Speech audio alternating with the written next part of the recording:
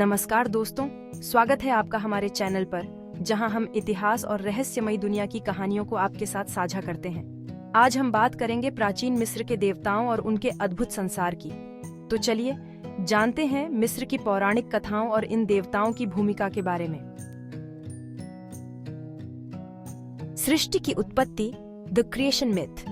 प्राचीन मिस्र में सृष्टि की उत्पत्ति की कई कहानियां हैं, लेकिन एक प्रमुख मान्यता थी कि सृष्टि की शुरुआत अंधकार और शून्यता से हुई।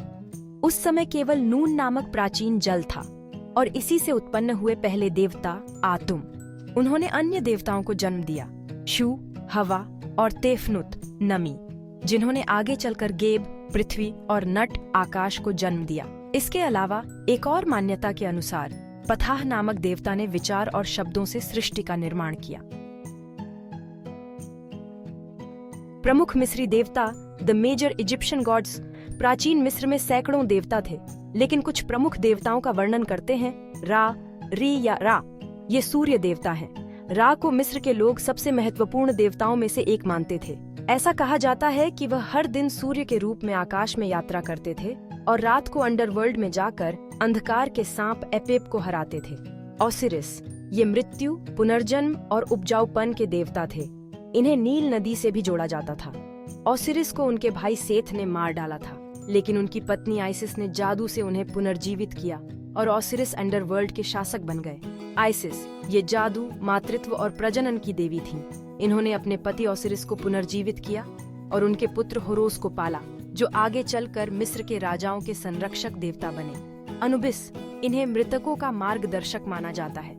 ये ममीकरण और मृत्यु के बाद की प्रक्रिया के देवता थे। इन्हें अक्सर जयकाल के सिर वाले रूप में चित्रित किया जाता है।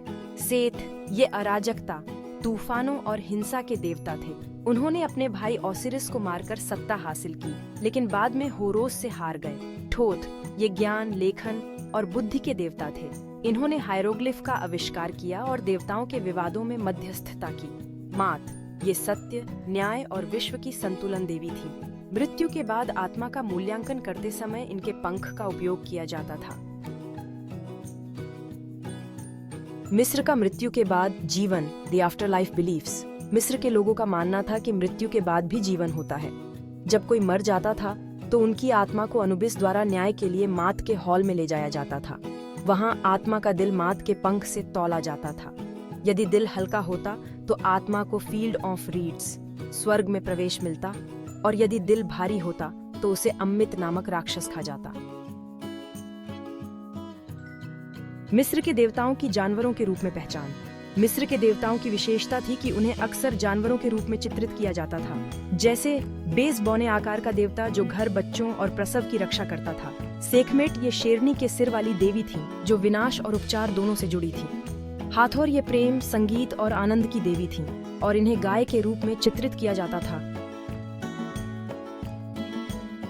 पुनर्जन्म की कहानी, द मिथ ऑफ ओसिरिस।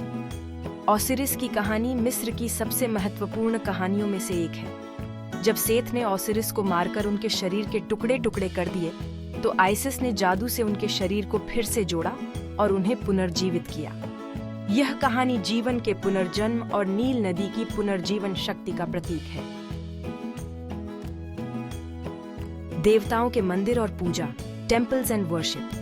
मिस्र के हर प्रमुख देवता का एक प्रमुख मंदिर होता था, जैसे कर्णक मंदिर जो अमुन-रा को समर्पित था। पूजा की विधि में बलि, त्योहार और भव्य जुलूस शामिल होते थे। हर शहर में स्थानीय देवता होते थे जिनकी पूजा विशेष रूप से की जाती थी। अचंभित करने वाली बातें, इंटरेस्टिंग फैक्ट्स।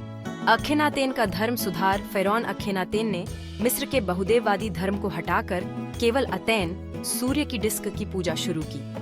यह मिस्र के इतिहास का एक महत्वपूर्ण मोड़ था, लेकिन उनकी मृत्यु के बाद मिस्र फिर से पुराने धर्म पर लौट आया।